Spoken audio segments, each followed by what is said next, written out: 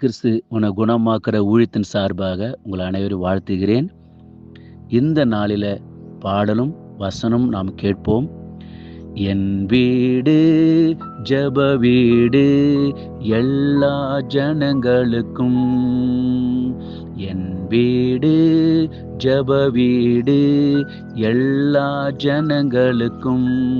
கள்ளர் குகை ஆக்குவோரை சவுக்கடி கொடுத்து தூரத்திடுவேன். கள்ளர் குகை ஆக்குவோரை சவுக்கடி கொடுத்து தூரத்திடுவேன். என் வீடு ஜெப வீடு எல்லா ஜனங்களுக்கும். மத்தேயு 21:13 என்னுடைய வீடு ஜெப வீடு எனப்படும் என்று எழுதியிருக்கிறது, நீங்களோ அதை கள்ளர் குகையாக்கினீர்கள் என்றார்.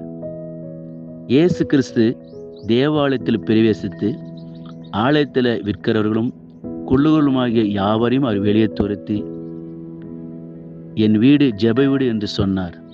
கர்த்தருடைய ஜனமே, நீங்க பரிசுத்தமாக இருக்கும்போது உங்களுக்குள்ள அவர் வருவார், உங்களுடைய இருதயத்துக்குள்ள அவர் வருவார். அவர் உங்களுடைய இருதயத்தில் தங்கும்போது உங்களுக்கு சமாதானம் நிலவும். அவரு உங்களுக்குள்ள தங்கும்போது வியாதிகள் விலகும். அவர் உங்களுக்குள்ள தங்கும்போது நீங்க ஒரு ஜெப கூடாரமா மாற முடியும். அவர் உங்களுக்குள்ள வரும்போது அவர் உங்களை ஆசீர்வதிப்பார், தடைகளை மாற்றுவார், நிந்தனை துக்கங்களை மாற்றுவார். கர்த்தர் உங்களை ஆசீர்வதிப்பாராக. ஆமென்.